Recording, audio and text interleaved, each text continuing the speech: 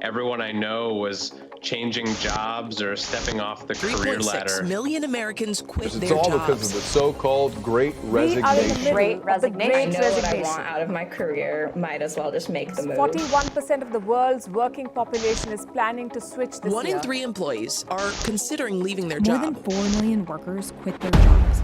Should you consider quitting too?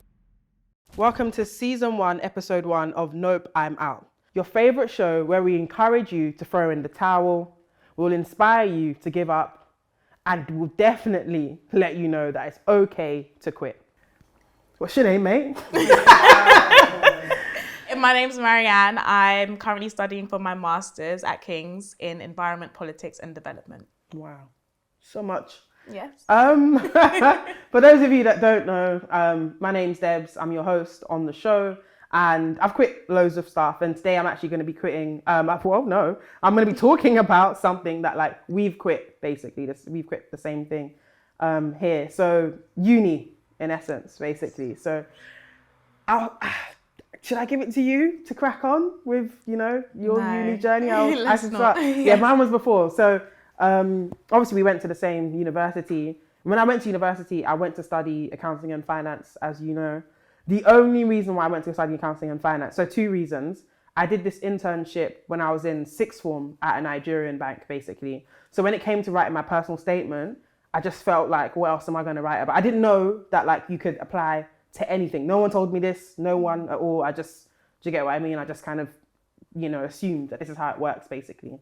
So I didn't even bother. I think at the time I considered studying English or drama or something essay-based or something, do you know what I mean? But I just thought, this is the only work experience that I have. This is probably the road I have to go down. So I did that, wrote the, I just remembered the personal statement that I wrote. So I think the opening line was oh my God. I think definitely on a future episode, I think I'm going to have to show my personal statement, because the opening line was old MacDonald had a farm, but did you know that old MacDonald used to be a bookkeeper or something like that? And I think the analogy that I was trying to make was that obviously as he's counting the animals on his farm, that he's using some accounting system. Anyway, Warwick accepted it before you laugh. And so all these people accepted it basically. And so so yeah, I got all the offers and whatnot. And I just thought, I don't really want to do this, but it's only 3 years.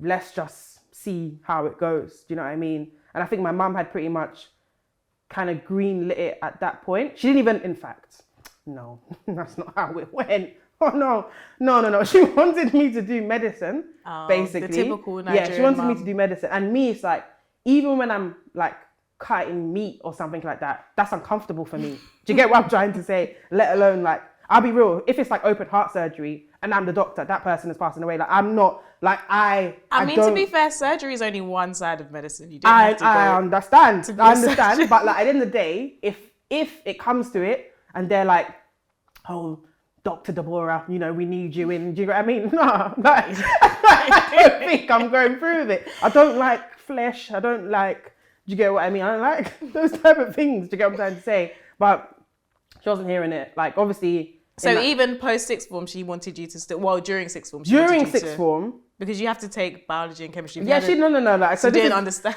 So this is a hilarious thing. I did maths. I didn't do any science, basically. Yeah. But in my parents' mind, they were it's okay. You've done maths. You should be able to weasel your way in there, basically. Do you know what I mean?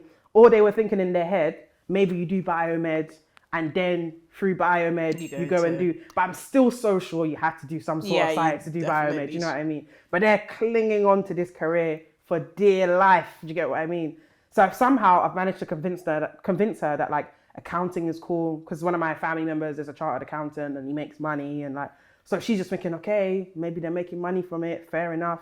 Do you get what I'm trying to say? And so I applied for it. And then... Freshers Week, when I met you, I'm sure it was that week. Yeah. Actually, we spoke before. We had a mutual friend. Oh, yes. Right. Thanks for the reminder. Basically met. So Freshers Week, when we did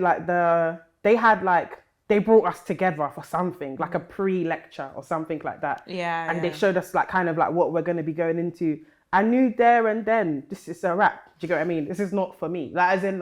It's not for me. It's not for me. And I'll probably go into why I knew it wasn't for me afterwards. Or I could do it right now, to be fair. So in that moment, I'll be very honest with you, I kind of realized that like it's either the balance sheet balances or it doesn't. They are not asking me for my opinion. Do you get what I mean? Like they're not IFRS or whatever it is, whatever standard that we were doing at the time. They have their rules. There is no grey area here. Do you get what I mean? It is what it is. And I think for me, I'm just a very curious person. I like things that like, I like to debate. I like to just engage in, like in debates and like conversations. Like you can't just tell me this is how it is and then these are the rules and then like we should what am I here for? As in like I just didn't feel like I was engaging my brain. So I knew that in Freshers Week anyway. Do you know what's really interesting though? I think that was the only thing about it that appealed to me at the time. Because I think, so I always lean towards maths and science at school because you know if the answer's right, it's right. If it's wrong, it's wrong. You know on the day, there's the formulas, they have a clear, this is how you do it, this is not how you do it. So I think that was the only thing about accountancy that I actually liked. You just like the consistency, basically. And that's really interesting because I think for me, that's also, I appreciated that about maths in terms of like, it almost felt like a puzzle. Do you get what I mean? Yeah. So like when you do it, you feel accomplished. Do you know what I mean? But then I kind of sat back one day and I was like, do I need to do this? As in like, this is deep. I don't know. As in like, I think one day I kind of just sat down and I was like, okay, there are these formulas. There's some mathematical proof that somebody somewhere else has done, and now I'm just kind of like regurgitating, like, what are we doing here? Like, as in, like, what are we doing here? Just so I can get it right. As in, what are we doing here? As in, what is my use here? Like, as in, like, I just did not see. I just felt like I could have been doing something where I could have put my own spin on the. There's no spin on the answer. Yeah, it's either it's 3x or right or it's do you get what I mean? There's only one way, maybe another way, if you take a longer route to get to the answer, but there's really only one way to get there. Precisely. And so like, I didn't like that about maths, and I didn't pick maths willingly either. That was also because of like parental pressure as well. No, I didn't really. If not for your parents, what would you have? No, I would have done all essay-based subjects. Yeah, those things come to me like really, really naturally. Like all of them, like whether it's history, English, like government and politics, whatever it is. It's like I'm interested in them. But it's because like it allows me to think about like what I think. It's like I'm able to see myself. I do not see myself in mechanics. Do you get what I'm trying to say? These are just numbers. Yeah, like, but I'm the opposite. Do you get what I mean? Very much preferred math, science at school, and I think that's how I kind of ended up in accountancy. But I feel that my interests actually lent more towards more qualitative. No, even my interest. Yeah, because growing up, I always wanted to be a lawyer. But someone said, because you could like argue. Yeah. Right? But do you know what put me off? Someone said, "Oh, it's a lot of reading," and from there I was like, "Yeah." Bye. Oh yeah. To be fair, I just always ran away from those kind of subjects, which is why it just seemed like so much effort. Yeah. I definitely got the lawyer thing as well. Like if you're able to debate properly, people will just say, "Oh, have you considered law?" As if to say, when you're at White and Case or wherever you're not it is, doing that. You know what I mean? Like, and I learned that very early. That's why I didn't apply to law when I was in sixth form, because I went on an internship with one of the Magic Circle law firms. And At what stage of your education? So I was in year 12. Yeah, that's crazy. Yeah, and I went and I realized actually I really don't like corporate law, even though it wasn't even a great insight because we're in year 12. You don't get to do much. But we did go to some of their client sites. But then I very quickly realized, if this is what law is, this is not what I want to do, which was why I didn't apply to it in the end. And I think there's even a separate conversation to be had there eventually about like early entry points. I had an early entry point into banking. I ended up, exploring that route. Yeah. You had an early entry point into law. You ended up not exploring it only because you had an early entry point into it, though. Do you get what I mean? But I think what's interesting, because I also then did internships at 2 financial firms, both in the accounting department. And even though at that time I felt like it wasn't for me, I still pursued it. But I think that's because it just felt safe. Again, my interest, I felt that I was good at maths, so it just felt easy that if I go down this route, I know I'll do well. And it's something that I felt comfortable doing. I didn't need to expend too much energy to get to where I eventually got to following that route. But it just wasn't where my interests were. I think that's interesting because like one of the things that I think definitely played a part in both of like the subjects that we chose eventually, like so accounting and finance, same thing basically. But I definitely want to give you time to go into what your course was, because it was very unique, very, very unique. But is that like you pick the subjects that you kind of like, that people have affirmed good, like you for, like you said good, that people have said like, oh, you're really good at this. Do you get what I mean? And then there's like a loop, like, do you get what I mean? So then you do it more because you want like the praise and everything. I think that's what was like absurd for me, because it's like, I don't think I had ever gotten affirmation for maths. Like, as in like, yeah, no, I don't think I'd like, in comparison to like my essay-based subject, it would be, I would effortlessly be like, as in, it would be very, very simple. So for me. why did you? Like, but I think genuinely, and I know this is a stereotype, but like, if you're Nigerian, the likelihood of you studying maths like is very, very, very high. Like, I don't know, it's almost a part of my identity. I don't know anyone who didn't try A-level. Yeah, but some people didn't make it to the end of the AS, but everyone tried at least. But this is what I'm saying, and I think there's like, one of the things I struggled with is like, is it taking me more effort because like, am I just not bright enough for this subject? Or is it that like, why is it that other people get it like, as in so quickly? Do you get what I mean? And I did well, like, as in like my grades and everything, but like the level of effort that it took me, a fraction of that effort, like for like other things basically. And I think a running theme that I've kind of realized through life is that like, at the end of the day, there are things that come naturally to me, and that's where I'm spending my time. It's where I'm spending my time, because for some reason it doesn't come naturally to other people. There are other people that like sit down in maths, and obviously it's a bit complicated if everything comes naturally to you. But I've found, at least for me, I found that those types of people were never like the best at anything though. It's just that like, they didn't find it difficult to grasp concepts, but they were never like top of the class, if you get what I'm trying to say. They're just all round. Do you get what I'm trying to say? And so it's just something I found super interesting. But okay, so you pick, what A-levels did you do? So I did maths, further maths, biology. Maths and further maths. Yeah, I was really in this maths thing. Maths just came so, like you say, maths came so easily to me. Yeah. To be fair though, in school, I was kind of an all-rounder as well, but I just liked maths. I liked the logical reasoning of it. I liked that you had to follow a process. I really enjoyed that. Biology I liked because I was just interested in the human body, how it worked. And then I did Spanish AS. I didn't carry it on to A-level, but because I was interested in it. That's interesting. You just reminded me of the whole other thing that I'm going to get into. But funny enough, I didn't actually intend to take further maths. I wanted to take, so I think I wasn't too sure what I wanted to take. I did kind of play around with the idea of taking geography, but I just thought, what am I going to do with geography? Why would I take this as an A-level? I didn't really see where geography would take me, so I very quickly dismissed it. Take you around the world, isn't it? Geography. Sorry. No, you know what? I'm not disrespecting, but anyway, let the there are a lot of misconceptions when it comes to geography. But yeah, so I very quickly dismissed it. But it was genuinely my favourite subject. It was my favourite subject in secondary school. Yeah, genuinely. That's crazy. History is way better than geography. No, history is way better than debate geography. with so many people. History is way better than geography. History is Learn about, to be fair, there are aspects of geography where I do have to inevitably look at history. Yeah. but I think like history in school is dry. No, it's not. History no, in it's school not. The Tudors. No. The Tudors. No. Learning about like what happened, like these world wars were real. And then people walking down the street and there were cannonballs. Do you get what I mean? Like just flying. Just imagine. Do you get what I'm trying to say? They had to ration bread. I'm not now. By the way, this is a terrible time. Do you get what I mean? And I thank God that we've passed that time as humanity. But what I'm saying is that that's really exciting. As in that's crazy that happened. In the same way that like right now in the pandemic and whatnot, people are not going to believe when they write about this stuff. Do you know what I mean? It's true. That we ran out of toilet paper. This is what I'm saying. So it's like this is.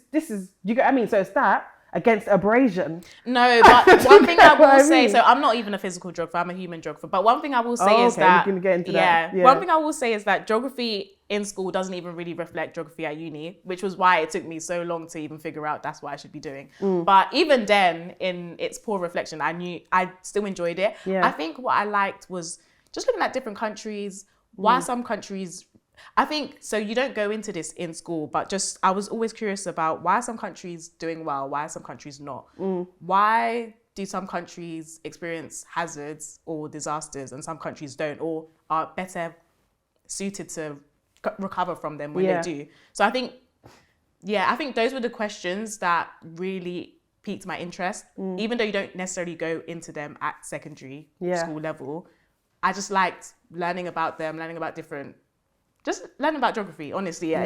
It just seemed really interesting to me. But this is what I mean. This is so interesting because it's like there wasn't a day I sat down in my geography lesson. The coolest thing I did in geography was I built this volcano. I don't know if you did this. We did that in science though, not in geography. We didn't even do that. No, this was in geography.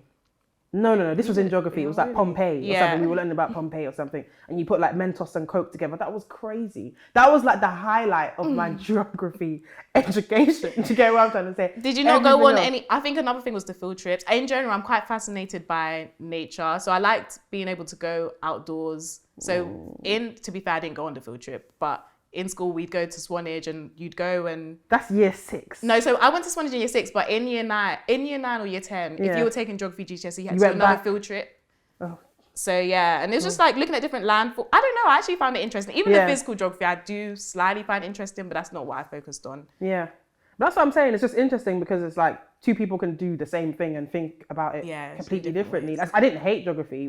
It was cool. Do you get what I mean? But history was something else. I couldn't believe some of the stuff I heard. It was like, I don't know, it was just like a reality TV show. Like, do you get what I mean? It's like, that was crazy. Okay, cool. So you pick your subjects. Yeah, so I did maths, further maths. So I ended up taking further maths because clearly from my GCSE grades, I was good at maths. Yeah. I wanted to do geography, very early wrote it off. And then I think I wanted to do economics or business. I was going to say, 'cause But- when you were saying like, oh, some countries you looked at and you were like, why are they doing well? That sounded Yeah. like an economical kind Yeah, of so I did interest. consider it, but I can't remember why. I think the sixth form that I ended up going to, there was a clash. So with one of my other subjects, so I couldn't take it alongside the subjects I was already taking. And then the teacher suggested, oh, why don't you do further maths? So I was very reluctant, but Great I did it. suggestion. Yeah. I just ended up doing it anyway. I just thought, you know, I like maths. Why not do more maths? It was the hardest thing I've ever done in my life. To be honest, even A-level maths is really hard. Yeah, 100%. As someone I did who enjoyed maths, Yeah. it was one of the hardest things I had ever done. Yeah. I A-level maths brought me closer to God. 100%. I was failing up until the final exam. Honestly, even myself, I didn't expect to do as well as I did when I got my A-level results because I was failing. I was the only girl in the class. Do you mind saying what it is? that you Yes, did? I got an A star in maths, A in further maths. But that came from And you thought you were failing, you said? yeah, I was failing because when I was doing the mocks in class, like E's, D's, U's, I was the only girl in the class. All the guys used to mock me. I even wanted to leave, and I just felt that they had an agenda. They wanted there to be a girl in the class so that, you know, for diversity reasons or whatsoever. I was the only girl and one of 2 black people as well. So they wanted me to stay. It did pay off in the end. Thanks to God, thanks to hard work. Not thanks to any of my teachers, unfortunately, but We're going to get into that. yeah, it did work out well, but I had to work so hard for that. And it made me realize I didn't want to do a maths degree. Because after I realized, you know, I don't want to do law at uni, maybe I should do a maths degree. But I thought if I had to work this hard for A-level maths and further maths, how much harder am I going to have to work for a maths degree? Yeah. And I just was not on So that. you just kind of discounted Yeah. that. So how did you get to what you did study at university? So I think I thought I was taking the easy route. I was good at maths, or at that time, I still felt like I had The an most interest in convenient maths. route. I wouldn't say it's the easiest one. Well, yeah, the most convenient route. I yeah. thought, okay, do you know what? I don't want to do maths at uni because that's too much hard work. To be fair, at that point, I didn't even want to go to uni. Yeah. Oh, But- you definitely have to talk about that. Yeah, as well, I didn't 'cause, want to go to uni. I told my parents I didn't want to go. They said, you must go. I said, What okay. did you want to do instead of that? I had a few options. To be honest, I just felt like I wanted a break. First of all, I just felt like we've been in education for how long? I had been working hard for the majority of that time. I just want to sleep. I just want to rest. I just want some time to think about what I actually want to do with my life. My parents weren't on that. They Yeah. said, you must go. So then I think from there, because I knew, okay, well, you have to go. What can I do then? I already kind of had done internships with accounting firms. I did kind of look into doing school leaver programs. I'm so thankful that I didn't actually, because I would have been locked in. But Interesting. yeah, I did look into doing school leaver programs. So then I thought, well, if I'm already applying for school leaver programs, why not just apply to study accountancy at uni as well? It would just, Give you flexibility. yeah. And then when I got the offer from my course, which is basically a mix of a school leaver program and you get a degree at the end of it, it felt like the best of both worlds. That course, to be specific, like, was sponsored by one of the big four, basically. Yeah, so sponsored by one of the big four accountancy firms. To be a chartered accountant, you have to complete 15 exams. At the end of the course, I would have done 12 out of the 15. So, and during the course, you go on an internship with that company, the specific company, 1 semester each year for 3 years. So it just kind of felt like the best of both. Okay, I'm getting the degree that my parents want me to get, and I'm doing the school leavers program that I thought I wanted to do at the time. So yeah, that's why I went for it. That's super interesting. It's super interesting because again, I just think it's definitely not a mistake that like you had exposure to it earlier, and then like you decided like it's something that like you may want to explore for whatever reason, whether it's because it's convenient, whether it's because it's something that you knew that you'd be good at, like it's not as intense as something you knew you didn't like but were still good at. So I find that super interesting. Yeah, I picked the similar course, but mine wasn't sponsored. It was just a normal accounting and finance like course, basically.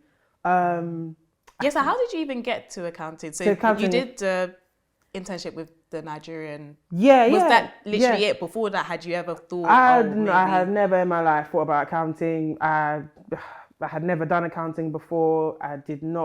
I wasn't really doing anything intense on my internship either. So it's not like I got any exposure there and like that led me down that path.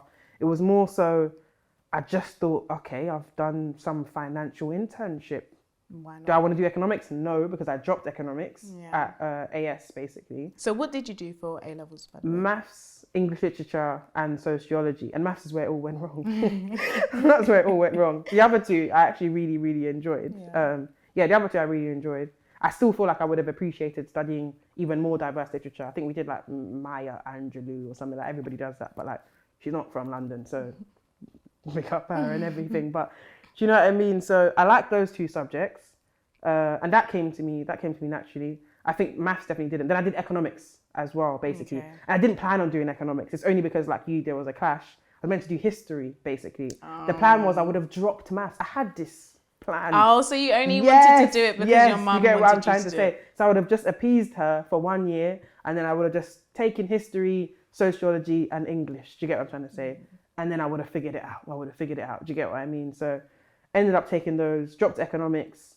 I didn't really, not to offend anybody that's doing economics or that did economics, but I think what I found was that like I was seeing graphs for things that I didn't need to see graphs for. Like I remember seeing the demand and supply graph, and I was like, okay, like as in I understand what you're explaining, but I just felt like it was like almost like this is such a weird thing to say, but Shakespeare has this like much ado about nothing type of thing. And that's how I felt. As in like it's just like we're all here, you know, making it look like we're doing this like crazy thing, and it's like as soon as these concepts were taught to me, I understood them. Marginal utility, for example, I remember my teacher at the time brought in, I think it was even diminishing returns or something like that. She brought in loads of Mars bars, I remember, and she kept making somebody at the front eat them. And then like they didn't, obviously over time, they didn't want to continue eating I would them. hate that from the start because I hate Mars bars. But so this is the thing. I even really remember that because it's like a physical example. So I really appreciated the way that like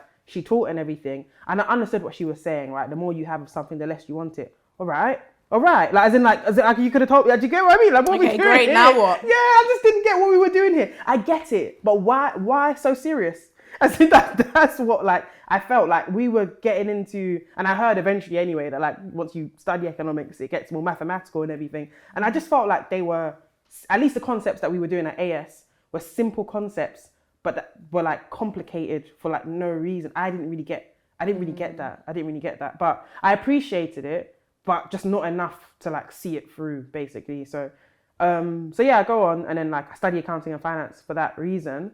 And then I knew in Freshers Week, that like this is not for me. I'm not really interested in it. I thought I'd give it a semester just because it's like maybe, you know, you do another module and you'll be interested in this one, or who knows, that like just give it longer. You haven't even really given it a try, basically. So I do that, and then I give it 1 semester. We do exams. I think I wrote my name on like... That first exam period. Do you remember that was one day we were in the study room up until literally the hour of our exam, and we went in our pajamas. Yeah, we went in our pajamas. Just like this. I mean, I was wearing a onesie, like this but is how I went to the exam hall. Do you get what I mean? on nothing else but hope, just pure hope. Do you get what I mean? Like, hadn't Those were slept, funny days. hadn't slept basically, and I just wasn't interested in it. And I think I looked around and I saw other people that may not have been interested in it, but they were still more interested in it than I was. Like they didn't care. They cared more than I did. Yeah. Do you get what I'm trying to say? And so like their life depended on precisely. Like so.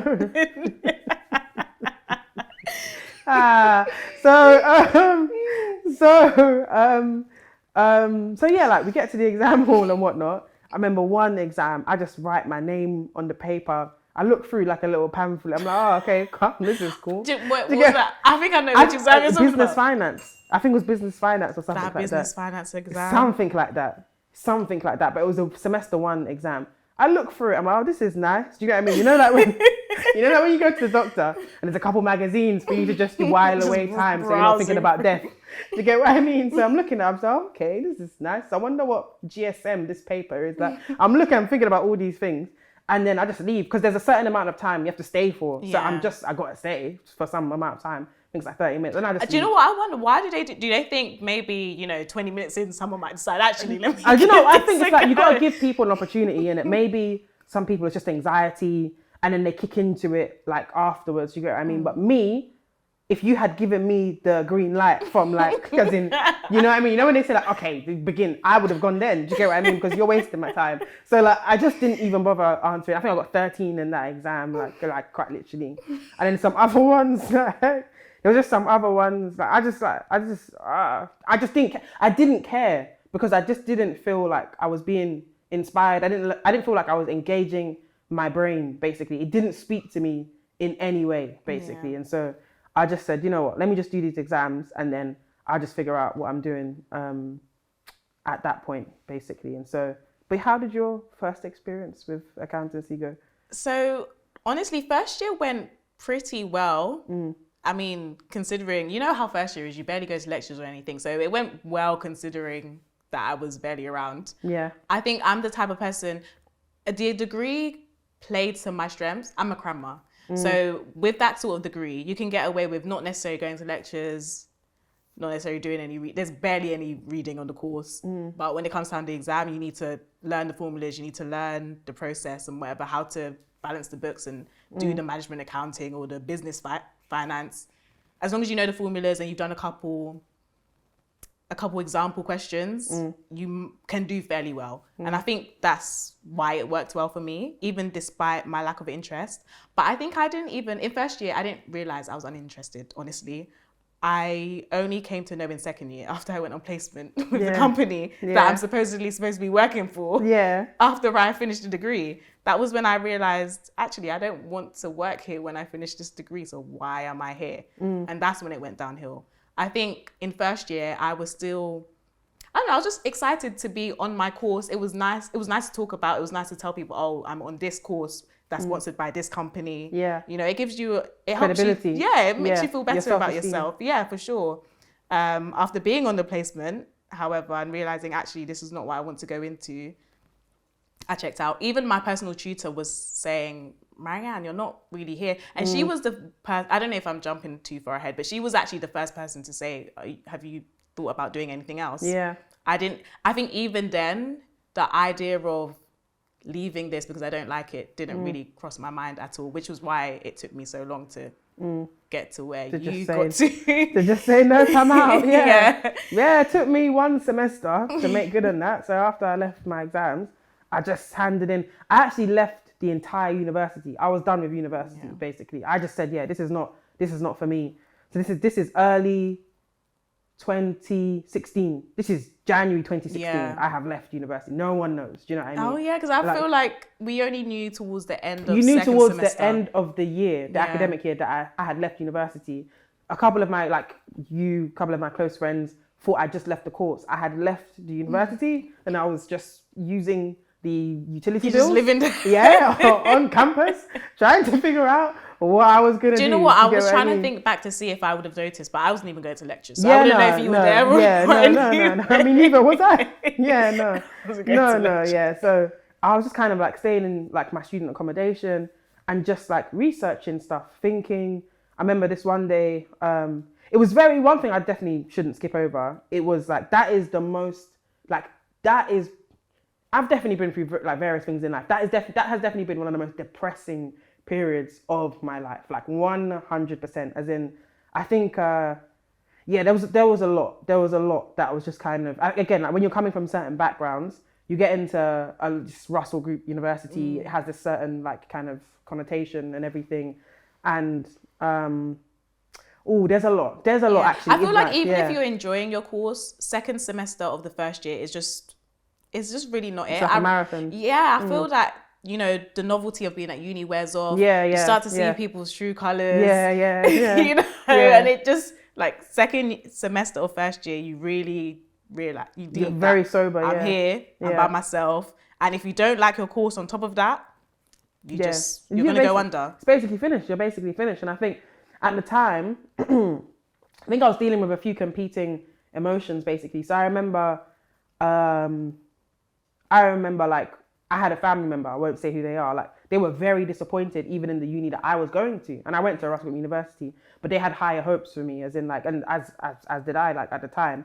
And I'm even, I've just remembered, I've just skipped a whole other phase of my life. But so already when I was there, I felt very kind of defeated. Like I just felt like I should be somewhere else. As in like, I felt like I had underachieved by being there. And university we went to is a phenomenal university. And I'm so glad I went. But in the beginning, I felt like, no, I have done my family a great disservice. The only two universities I knew in life were Oxford and Cambridge. I swear to you, like I started hearing about Southampton and all these other people when I was like 17 years old. Those to be fair, even to be hearing about them is still good. No, when I got, you know, when you're applying for uni, you get what I'm trying to say? Yeah, like you're applying for uni and then you're like, oh, okay, there's one in Southampton, there's another one in Southampton. That's how I'm actually processing this whole thing. Do you get what I mean? I only knew 2 unis. And I was meant to go to one of them. Do you get what I'm trying to say? That was always the plan. I was on the special courses to go as well. Do you get what I mean? But maths happened in life. And so I didn't go. So I'm already in university feeling very, very like, as in just like unaccomplished, basically. And then on top of that, I don't like the course that I'm in. I feel like I'm not really meant to be there. Do you get what I'm trying to say? And so that period was like very, very, very sad. So I spent some of my time off, like definitely stewing in those like emotions basically. But I think one thing I have always like really one of the things I'm really grateful for like with myself is that like I allow myself to feel things. I always give time like to feel things and then I move on basically. But I need to feel the way I'm feeling basically. And so I did that and I gave that time to do that. And then one day I was just kind of not necessarily over it, but I was a lot better than I was before. And then I just looked through the prospectus basically. I had like the university prospectus basically. And I was looking through all of the subjects and I was just crossing off like which one I wouldn't want to do. And then I narrowed it down to 5: psychology, philosophy, sociology, history, and politics and international relations. And that's because I realized that like I'm very interested in like studying like the way that humans behave, like as in whether it's like politically, whether it's like psychologically. With philosophy, you do that like a lot basically, even just down to like cognitively, like as in like the beliefs that we hold and why I like, as in I just think this whole thing that we're in, this whole world, this whole kind of ecosystem that we're in is like really interesting to study basically from that perspective. And so any one of those subjects would have been fine for me. And then I went on YouTube because the one subject I hadn't heard of out of all of them was philosophy basically. You could have done it as an A-level, like in my sixth form. Really? They had philosophy? They had A-level philosophy. That's really I didn't really know many people that did it.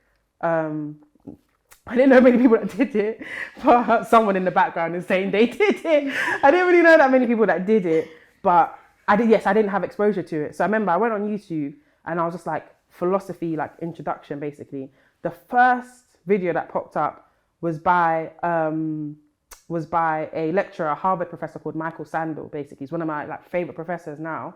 And the title of the video was something about like justice, like how to do the right thing or something like that. And it was about ethics. And this video was like 12 minutes long. But in like the first like minute, I said, this is what I'm studying. This is crazy. Like, as in like, I just couldn't believe that like the things I think about in my spare time, it's a discipline. As in that people critically study those things. Do you get what I mean? As in like more than like, oh, the meaning of life or whatnot, but like serious scenarios where like ethical scenarios, for example, in terms of like what to do and things like that. Like people study those things and they're like real kind of critical thoughts and like frameworks like built around that. So for me, that was insane. As I say, that this thing in my spare time that I could actually go into it and like be rewarded for it and everything. So already knew straight off the bat that like, yeah, this is it. I watched the whole thing. I watched everything. There's like a whole series. I've read all these books now and everything. And so that's how I like just fell into philosophy basically. But what did you move into? Yeah, so I moved into geography. Yeah. Surprise.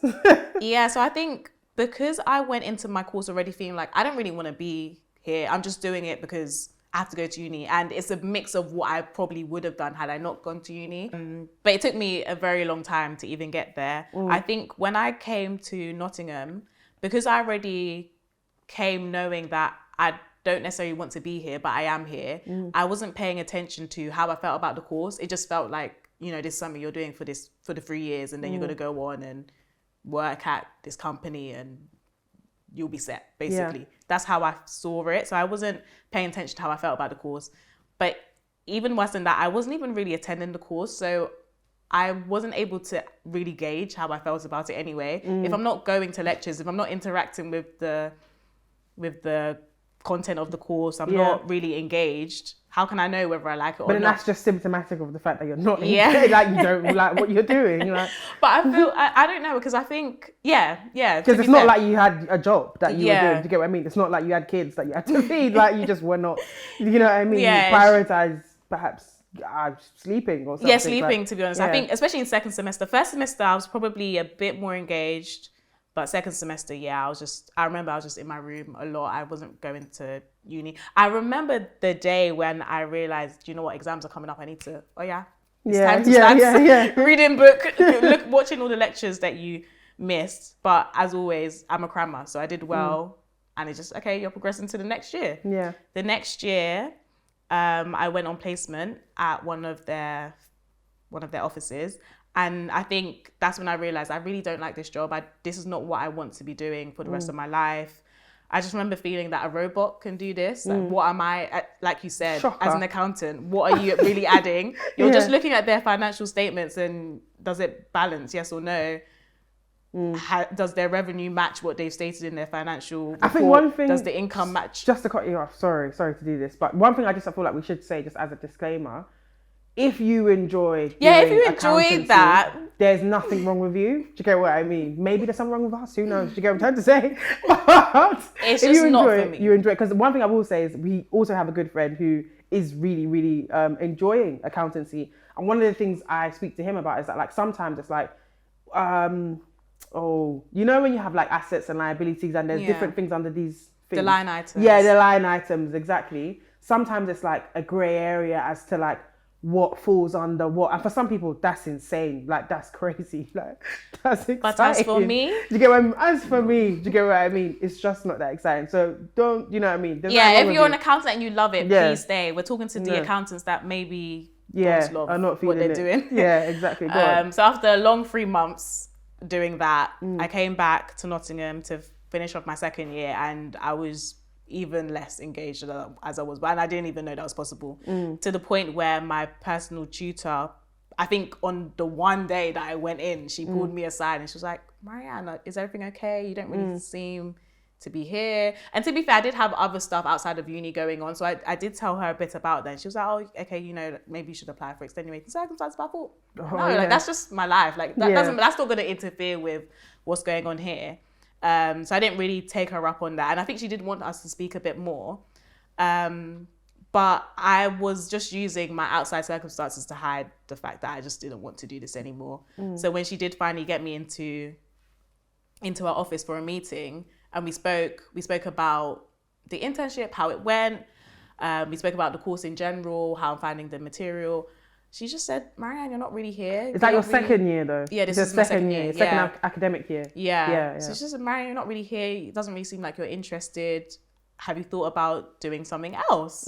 And that was I didn't even think that was something to be considered. My course was 4 years, by the way. So it's not like I was close to the finish line and I left. But I think at that moment, that was when I really, truly realized that maybe this is not for me and maybe I should be looking at something else. But the Nigerian in me still didn't want to leave anyway. Still didn't want to leave. So I think I continued with the course towards the end of second year. I had some retakes in the summer. And again, I think if anything, she was the one really pushing for me to really consider something else, because I didn't want to. I was still of the belief, you started something, you need to finish it. Yeah. My parents wanted me to do this. There's a job at the end, there's security. It's a fantastic course. Why would you ever even consider leaving? I think how she got me was, she said, do you know what? Take a year out, think about it, and then come back.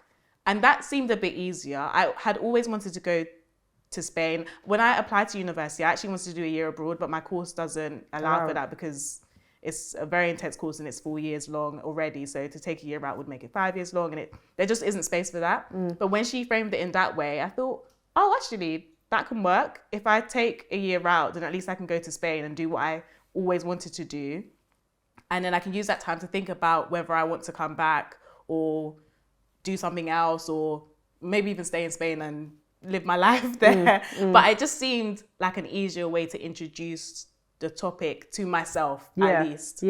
And you studied Spanish as well. So I studied Spanish AS. I really wanted to do some Spanish modules at university, but again, the way the course is at Nottingham is very intense. There's no room for it. So you can't take any optional modules, I think, until maybe your final year. So already the course wasn't making sense for my interest, but I just went with it because it seemed like a good opportunity. It's interesting. It's interesting because you kind of took a break to think about what you probably already knew, basically, which was like how you felt about the course itself. And I even think travel is like an amazing thing. Like if you can do that like at university, like as in it provides you the opportunity to just kind of go beyond your course and think about it like holistically, because you're not there now, basically. But you were doing something whilst you were in Spain. So again, being Nigerian, I couldn't just go to that. It just didn't sit right with me that I'll go to Spain and just sleep and just do. So I think I applied to a couple internships in Spain. Thankfully, Nottingham, fantastic uni. So they have great links with companies in Spain. I went to the careers advisor and I said, oh, I'm doing a year abroad in Spain. So the career service worked for you. It did. Those of you will remember from episode 1. At least for Nottingham seems to have a really good career service. Well, I don't know how, maybe grad role wise, I'm not sure, but at least for what I needed it to work for, it worked. I went to them because I applied to so many different internships. And to be fair, I think as an English speaker in Spain, you can always go to Spain and teach English. So I got a lot of offers doing that. But I don't know, I felt like I still wanted to do something somewhat corporate, just something that seemed, I don't know, that seemed serious. English, because in your mind you were like, what am I like really doing here? Which is interesting. So they had a company that they matched me up with, and their sales and marketing firm. I remember this. So I went to go and do that. But honestly, it was just a means to an end. I didn't consider myself ever going into sales and marketing. I was just doing it so that I had money, first of all, to live in Spain, and also in a way to justify being in Spain to myself and to my parents, was to now tell them that, oh, I'm taking a year out of uni and I'm also going to Spain. At least it softened the blow to say it's because I have an internship out there, as opposed to I'm just taking a year out. Live la vida loca. Living la vida loca. So it helped. It helped me explain it to my parents. But to be fair, they still were not happy. I remember when I told my dad that, I'm taking a year out, he sent me to my grandparents' house for a week. And I just thought, what is that going to do? I came to him when I had made my decision. I was firm that this is what I was doing. I think I even told you guys before I told my parents, by the way. Oh, yeah. You guys knew. Did I say that I didn't tell my mum? Yeah. Oh, yeah, no, I didn't, guys. I didn't tell my mum. This is already happening. It's too late. I'm just informing you at this point. So they tried to convince me otherwise, but it just wasn't going to happen, and you just kind of went on with it. And that's interesting. So like you told your parents. I definitely didn't tell my parents, and those of you that watch episode 1 will notice a running theme. So when I quit things, I don't tell. I don't tell my mum. I don't tell her because I know how she is. Wonderful woman. I know how she is. I can't just tell her because she'll worry on my behalf. I'm already worrying. I can't have that. Do you get what I'm trying to say? Like I can't Do you get what I mean? Like, that kind of anxiety, I'm already slightly concerned. Do you get what I'm trying to say? I can't have somebody else's. Do you get what I'm trying to say? So I didn't tell her. And now you're even reminding me of how she even found out that I switched my course. So it was when I won the competition, a bank held a competition. Yeah. Basically, that if you pitch your idea, you get an internship, basically, which those of you who have watched last episode will remember. So when I won that, they printed out some booklet with my name in it. And then it said like, oh yeah, you know, this is the winner and whatnot. It said all this kind of good stuff about the stuff I've been doing. Then it said my degree. And she read it and she was like, so you're doing philosophy? And then she was like, she just kept reading. As in, like, she was not annoyed. Do you get what I mean? It was more like, oh, okay. I didn't know. Exactly. And it's because at that point, she had already kind of figured out, like, oh, okay, you're going to end up being a banker. You're going to earn a lot of money. Fair enough, you're doing another course, but like, you seem to have figured it out. So her whole thing is more so just like, I just want you to be like secure. I want you to be okay. Yeah. It's not necessarily about any one discipline. It's just about what she may think is like that path. Do you get what I mean? To that place. And so it's just something I found really interesting because you told like your parents about it. I told them when the decision was already made, but I had to tell them because I was coming back home. Oh, okay, yeah. So it would have been weird if I did. Honestly, if I was doing a more seamless transition, I probably wouldn't have told them either. But I had to tell them. It would have been weird that it's October and you still haven't gone back to uni. What's going on? And then I'm packing my suitcase to go to the Tracy Beaker. I had to tell them. But yeah, honestly, it was just more of an informing thing. I had already moved out of Nottingham. All my stuff was back home. I'm sure my dad already thought something was going on. I just told him, by the way, I'm not going back to Nottingham. I'm taking a year out to think about maybe doing something else, which he wasn't happy about. Sent me to my grandparents when they realised that all their advice was falling on deaf ears. They sent me back home. And then I now told my dad, so I did it in stages, you know. At first I just said, you know, I'm taking some time out to think. Then I said, now that you thought, you're now thinking about going to Spain. Yeah, I want to now go to Spain. But, you know, I think that approach is awful. No, let me tell you why. I know my dad, so I knew how to approach it with him. You need to do it in... Let him process first. And then we get... And I knew what to play on as well because in his mind, I knew he'd be thinking, wow, this girl that I do not want to see right now is going to be at home for a year. I played on that. I said, if I go to Spain, you don't have to see me. Oh my gosh. You don't have to see me. Like, just let me go. Yeah. You know, and I think that was actually the argument that won him. Oh my days. I'm sure it wasn't. I'm genuinely think I'm sure it was I'm going to go and do an international internship. No, I don't think he really... well, okay, maybe that might have helped, but I think because if I had said I was doing an internship in London, he would just thought you don't need to do that. You have a job that's giving you giving you an internship and a job at the end anyway. So why do you need to do all of this? But considering I'm already staying here, let me be out of your hair. Let me go to another country. Let me do what I've always wanted to do: learn Spanish, live in Spain for a bit. I went. It was a fantastic experience. I honestly recommend for everyone if they can to travel. It was obviously, you know, you're by yourself. There were some not so fun moments. I went through a lot. My bag was stolen. I just went through so much while I was out there. Sorry. It was very character building, but honestly, I think because I had always wanted to learn Spanish, I remember being in Spanish class in school and imagining myself dancing salsa in the streets. That's not really what Spain is like. I think I need to go to South America. I need to go to South America for that vibe. Spain is the whole of Spain? Like, do you get what I mean? I feel like Madrid has a very big, like, more Spanish vibe. I was in Barcelona for the most of it. Madrid has a more Spanish vibe than Barcelona. Because, you know, but Barcelona's not really Spanish. I'm leaning forward here so when I trying to understand what you're saying. Basically, when I went... You know, because you know there's been the whole Catalonia independence. So She's saying something smart, guys. I'm sorry. I thought you were trying to say that one city in Spain is more Spanish than another city in Spain. No. So like Barcelona, you know, there was the whole independence. That's when the independence movement was quite rife as well. So even the signage, sometimes there wasn't Spanish signage. It would just be English or Catalan. And Barcelona in general is quite an international city, I would say. So where I worked, there was only one other Spanish girl. The rest of the people there were Americans. There was a Nigerian guy. Nigerians are everywhere. There were two black people in the company.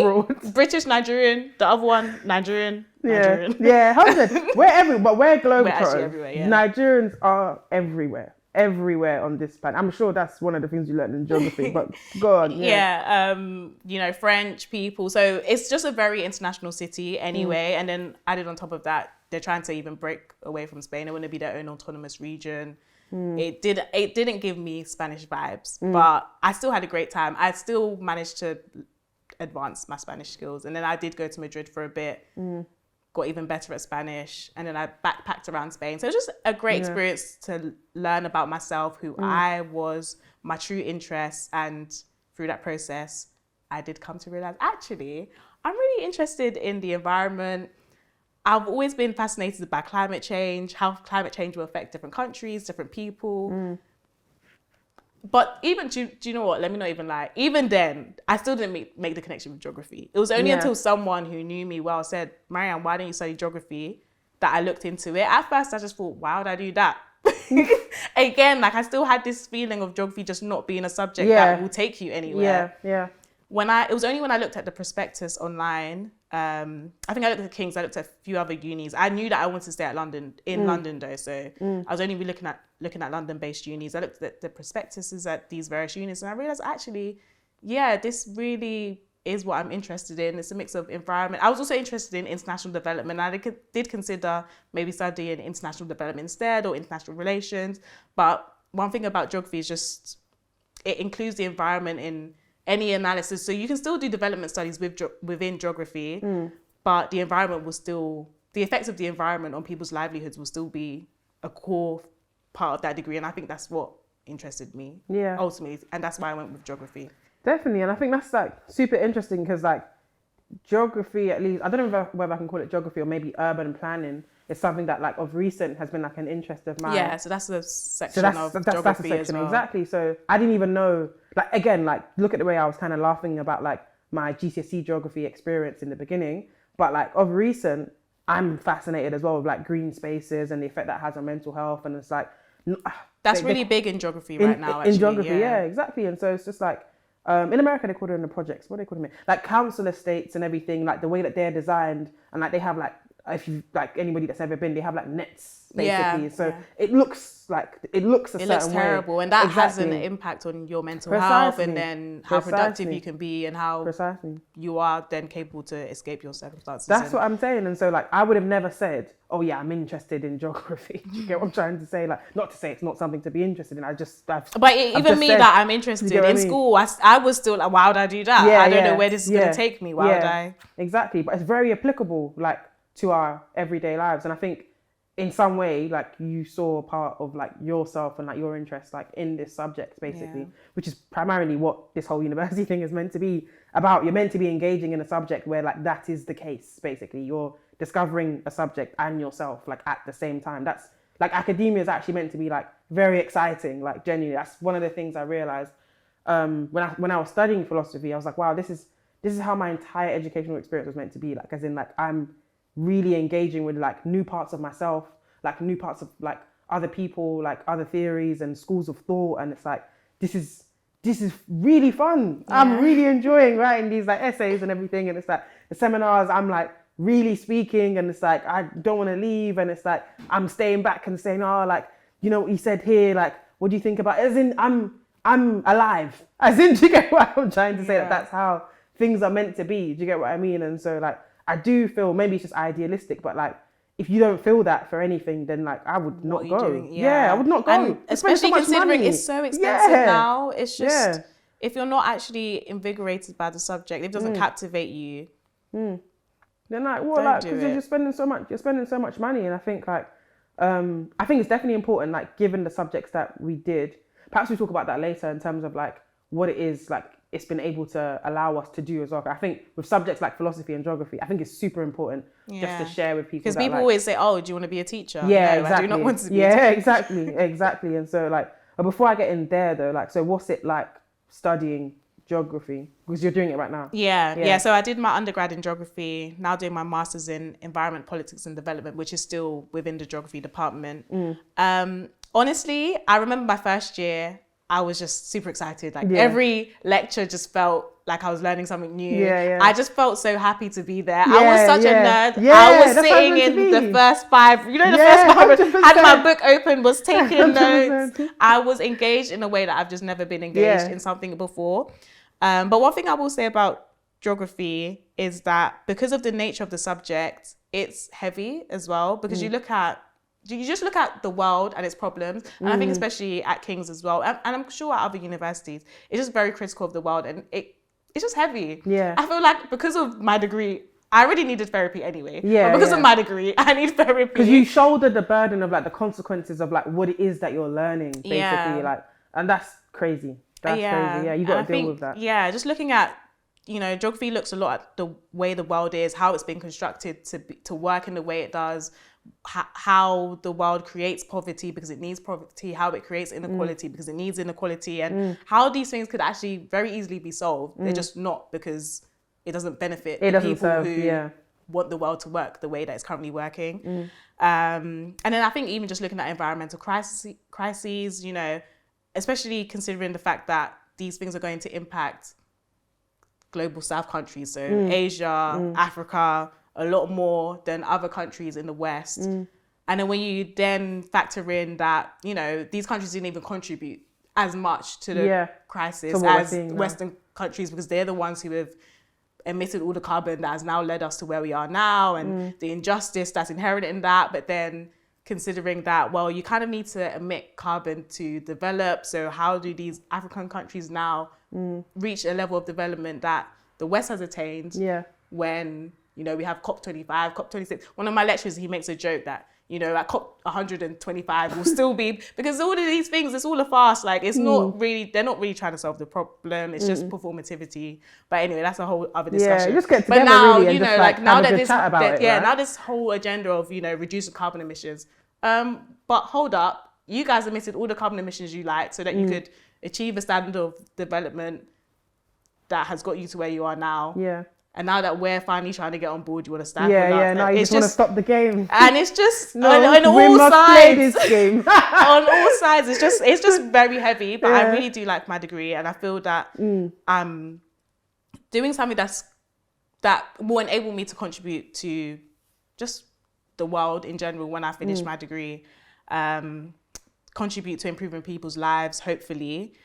But yeah, it's very heavy. Yeah. And I think because of that, and especially, I think I mentioned before that I always tended to run away from essay-based subjects because I just the reading is too much. And while the reading is definitely fascinating, it's still academic reading. So already there's that barrier, because I really feel like they have jargon. They just I feel like they have a contest who can make their paper the most complicated. You could have said this in one line. You've used like 5 lines to say. Yeah.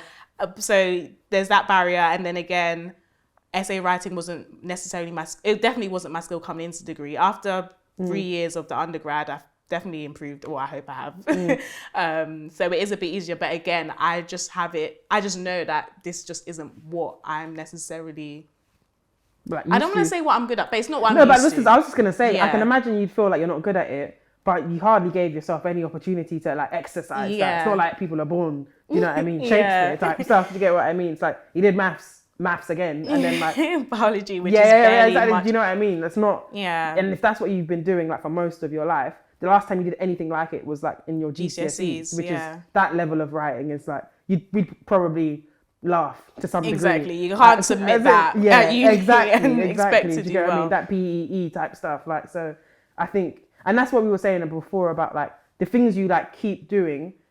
Then you build the belief that like, oh yeah, this is what like I'm good at. When a lot of the time it's just what you've been doing, as in like you just kind of exercised like that.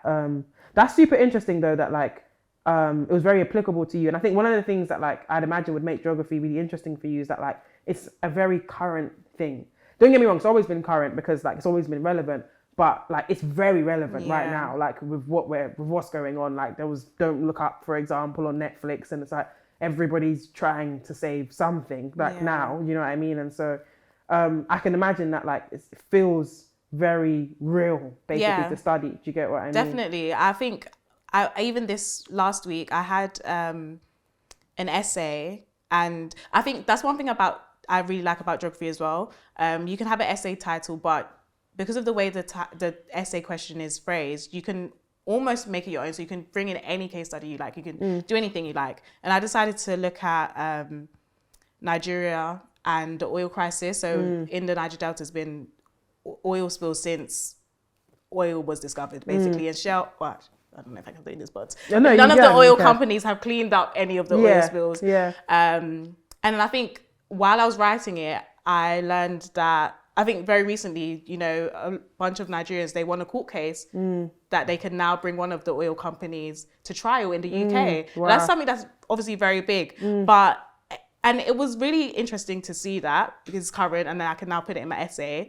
But then looking also at how these things have gone in the past when they have also won the right to bring other companies to trial and knowing that, okay, they may have won the trial, but it's not sure banker. That they don't pay out or they might appeal it knowing that, you know, people will eventually die. And I couldn't even be happy about that news. I could see loads of people commenting on the news, you know, oh, this is fantastic. But like, you know, I've looked at other cases where this happened and it didn't go anywhere. So I can't even be happy about this. And I think it's the same way, you know, I think before I said about COP26, you know, a lot of people will be happy that we're having the discussion. We're having this, my degree has made me so cynical. It's not, well, I really hope it does change any things, but I just don't think it will change anything. If they wanted, they've known for a long time. I think since the 1990s, they knew that carbon emissions were causing changes in the Earth's atmosphere. They didn't do anything then. Why do they want to do something now? Because it's a way, well, actually, I don't know if this is getting too heavy, but it's another way for them to, you know, like control what other countries do. So I don't know, that's what I'm saying. I think this is like super relevant because it's like, interestingly enough, like I swear, like last week, like the cost of living, like just kind of like energy bills, hiked, right? And it's like energy bills and things like that. And you kind of think about it, and you wouldn't maybe immediately draw a link between that and studying geography or even like that subject, or do you get what I mean? People are probably thinking more about like, oh, the politicians and what they're doing, or like economics and like what's you know most beneficial for the markets and whatnot. But like there are other disciplines that like tie into what it is that we're doing now, and it just kind of goes to show how applicable it is. And it kind of reminds me of like when I was studying the philosophy of like criminal law, basically. That was the module. And then I really just kind of like got to dive deep into like punishment, for example, like its purpose and it's like its actual kind of consequences. And it's like, if you're from certain backgrounds as well, you may or may not have interacted with like these institutions in the past and had your own questions about it, but like critically examining these things, as in like this wasn't always the world. These institutions aren't like woven into the world's fabric. There was a day that like we all decided. You get what I'm trying to say? Like, and it came about. And so like even just studying those things that are very real to you, like for like whatever reason, it just makes you, as you say, like think about the world differently. And I guess like what you said is one of the like criticisms of academia, which is that like it does make you so cynical to the point where you are incapable of doing anything, basically, which is why everybody's like, oh, like, but that's why there's this debate between like the teachers and the doers type of thing and everything. I don't think it has to be that way because, as you say, like you're talking about the Niger Delta and everything. It's a very real scenario. There's very real progress being made in it based off of like work and evidence that like people like yourself and people in that industry are doing, right? So it's not like you're just sitting there reading and just kind of shaking your head at what is going on in the world. Do you get what I mean? And so I think it's important to say. But how are you studying this master's? Do you get what I mean? Because, you know, cost of living is rising and so is academia. So how's that happening? Yes, it most definitely is. But thankfully, I was fortunate to be awarded a scholarship. Well, 2 scholarships, I was actually. going to say, I think you've forgotten one, Yeah, I was awarded 2 scholarships. Honestly, if not for the scholarships, I wouldn't have... I knew that I always wanted to do the master's, to be fair. But yeah, it would have made it very difficult because masters are expensive and then being in London is also expensive. But I'm honestly just thankful that I was awarded them. Because if not, I don't know where I'd... What was that process like? The first scholarship I was awarded was actually for a master's and PhD. And I didn't want to apply, actually. My lecturers really pushed me to. But I think in my mind, I just thought, I only want to do a master's, so there's no point of me applying for a master's and a PhD. when I only want to do a master's.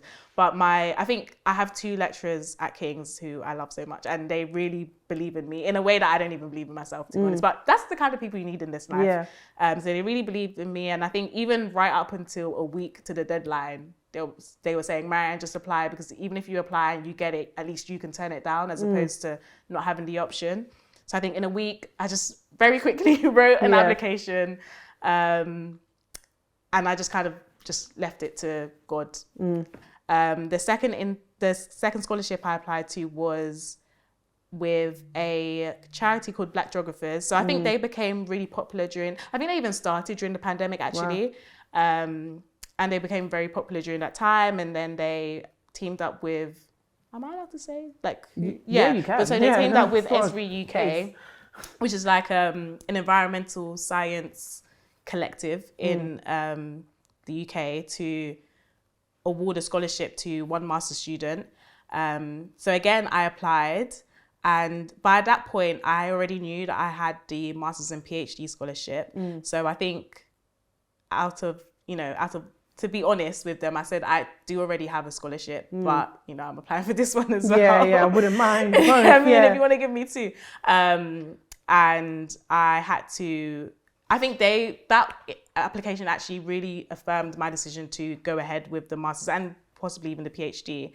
Because as part of the application, you had to explain your journey and talk about why you were passionate about geography. So I literally spoke about from the beginning, I had this great university degree with this, Big 4 accountancy firm, and that I ended up leaving because I realized my true passion was geography. And, when you hear that, how can you say no? Yeah. So it's clear that I was clearly invested in geography and just things of geographical nature. And then I had an interview with them. And again, I think my passion just really shone through, which is why they chose me to be the first recipient. I think it's amazing. And I think one of the things I've just realized that we're both kind of leaving out of our academic journeys is just what the degree also allowed us to do, basically. Yeah. So beyond the degree related field work, if you will, because for example, I was a research assistant as well, looking at just some academic kind of activism, for example. That was something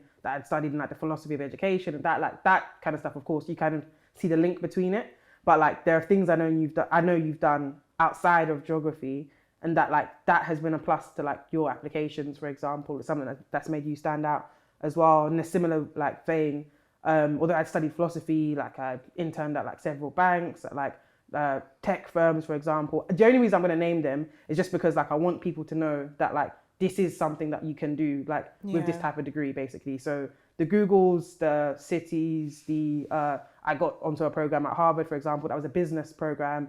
I did some work with some politicians, shadowing them as well. I won't mention them because some of them are in hot water at the moment. But I pretty much just explored exactly what I wanted to do. I just kept being presented with new information, and I just said, okay, well, this was cool. I didn't really like that much. I'll move on. I didn't really like that much. I'll move on. That type of thing. And so these are all international things as well. Ireland, South Africa, all these different places that I'm traveling. And I study a philosophy degree, and all of these people, and it's not in spite of, it's quite literally people would see me and they'd be she studies philosophy. Do you get what I mean? Why is she interested in banking? Yeah. Why is she interested in so and so? As in you look, first of all, you look, there's more to you, because human beings are multifaceted anyway. This idea that you're only interested in one thing, I've never met anybody like that.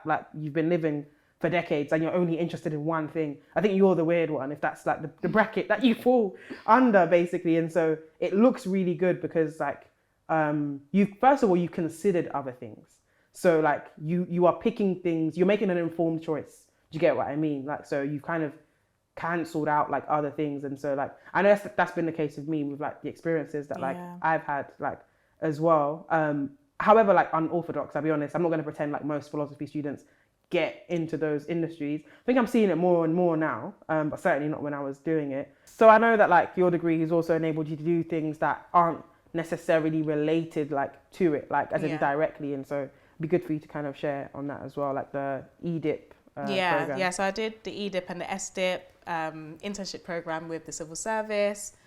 During the SDIP, I was actually interning in the cabinet office, and it was actually related to geography because we were looking at the UK's climate finance strategy, basically, to fund projects in developing countries, so Asia, Africa, which was a great experience. It was policy side, but it was very fast. One thing I realized, it was very fast paced. And I think because I've been in academia I was going to for say so long, that juxtaposition. yeah, because I mean, at least with essays you get to read, and to be fair, when you're writing the essay it can feel like I don't have enough time, but this is really as in 10 a.m. you're told that something needs to be in by 12 p.m. for a meeting for maybe at 1 p.m. So it is very, very fast paced and I wasn't used to that.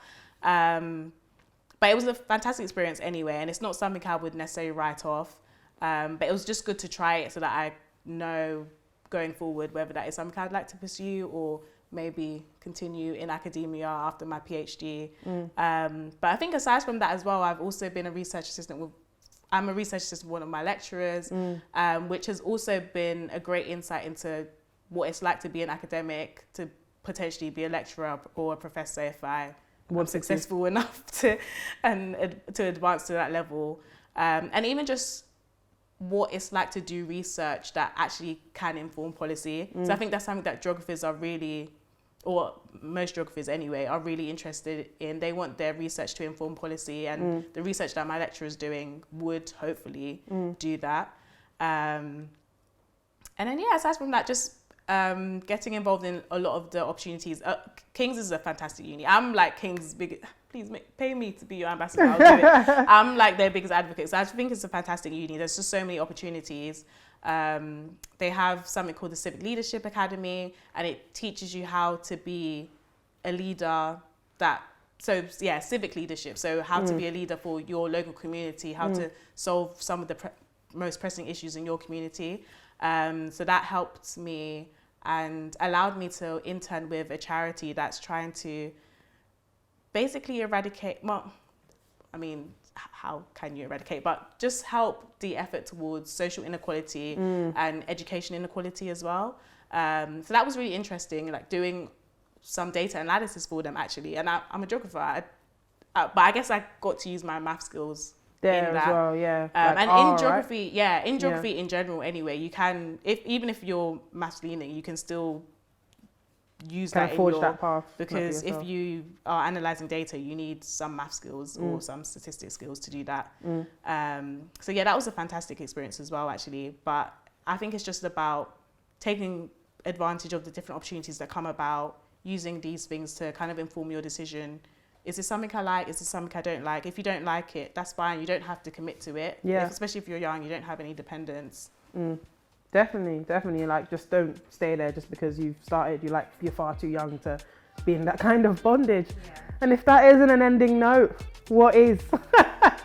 So guys, we are your favorite pajama people, and we hope we've inspired you to put that job, that situation, that experience to bed. Good night. It's hot. It is hot.